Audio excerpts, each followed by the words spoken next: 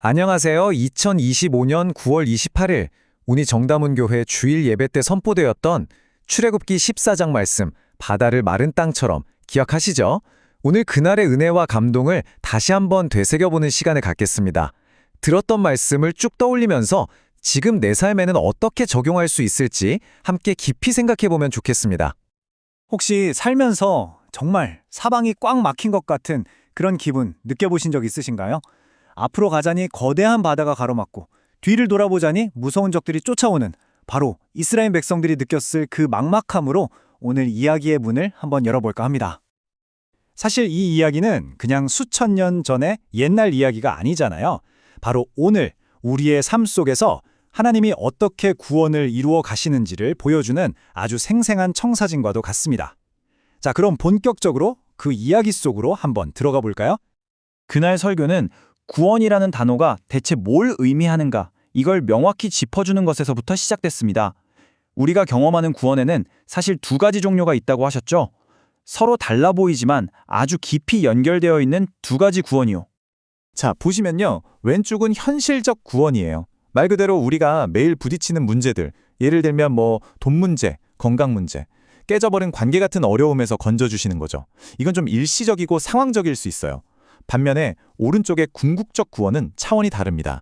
우리를 죄와 죽음이라는 근본적인 문제에서 건져내서 하나님과 함께하는 영원한 생명을 주시는 것. 이건 영구적이고 또 영적인 구원이죠. 그래서 여기서 진짜 중요한 포인트가 나옵니다. 하나님은 우리가 겪는 그 현실적인 문제들, 바로 우리의 홍해를 그냥 내버려 두시는 게 아니라는 거예요. 오히려 그걸 사용하셔서 우리를 더 깊은 차원의 구원, 바로 그 궁극적인 구원으로 이끌어 가시는 도구로 삼으신다는 겁니다. 자, 그럼 다음 이야기로 넘어가 볼게요. 이스라엘 백성들, 그 엄청난 위기 앞에서 뭘 했겠어요? 당연히 하나님께 살려달라고 부르짖었죠. 그런데 하나님의 반응은 정말 상상 밖이었습니다. 너는 어찌하여 내게 부르짖느냐? 이 말씀이 마치 기도를 그만하라는 것처럼 들릴 수도 있지만 사실 그런 뜻이 아니었죠. 이건 기도를 무시하신 게 아니라 이제는 그만 주저앉아 울부짖고 자리에서 일어나 행동으로 옮기라는 강력한 촉구였습니다. 설교에서도 강조됐던 부분인데요. 이제는 우리가 우리 몫을 해야 할 때라는 거죠. 그저 기도만 하는 자리에서 일어나서 우리 앞에 놓인 그 다음 한 걸음을 내딛어야 한다는 겁니다. 예를 들어 건강을 위해 기도했다면 이제는 운동을 시작하고 식단을 조절하는 것, 바로 그런 순종의 발걸음 말이에요. 좋아요. 그럼 그들이 순종해서 앞으로 나아가기로 결심했을 때 하나님은 구체적으로 어떻게 그 기적을 이루셨을까요?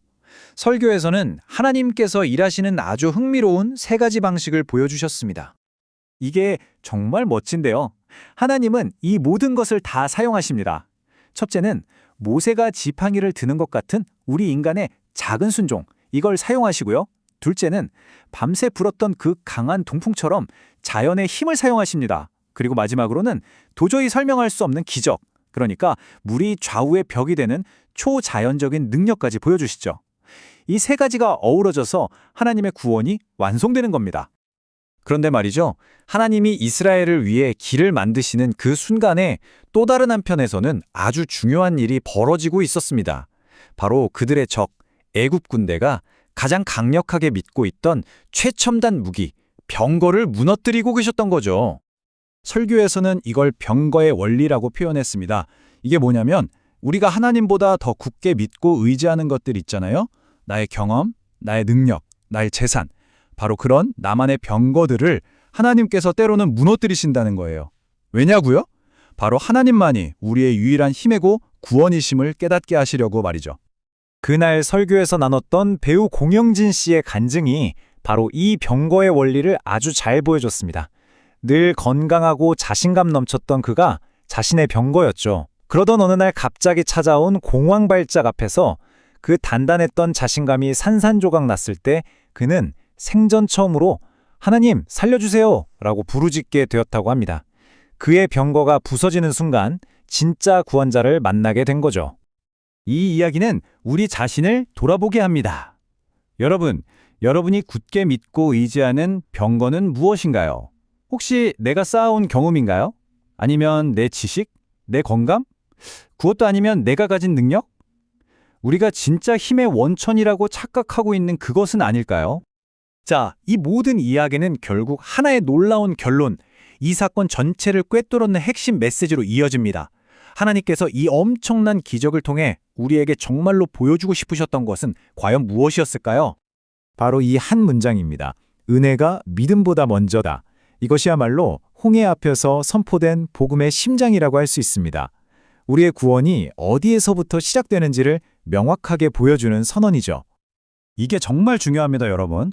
이스라엘 백성들이 무슨 대단한 믿음이 있어서 구원받은 게 아니었어요. 그들은 바로 직전까지도 원망하고 불평하고 있었거든요.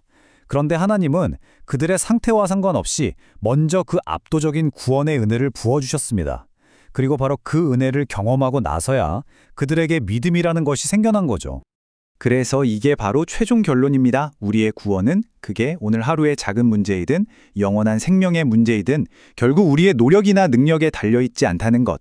모든 것은 전적으로 변함없으신 하나님의 은혜와 그분의 능력, 그분의 사랑에 달려있다는 사실입니다.